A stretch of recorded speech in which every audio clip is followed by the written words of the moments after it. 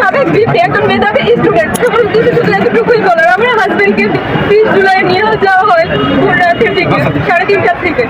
তো তাকে সুস্থ স্বাভাবিক একটা মানুষকে নিয়ে যাওয়া হয়েছিল 40 ঘন্টা তার উপরে, মানে তার নিখোঁজ ছিল।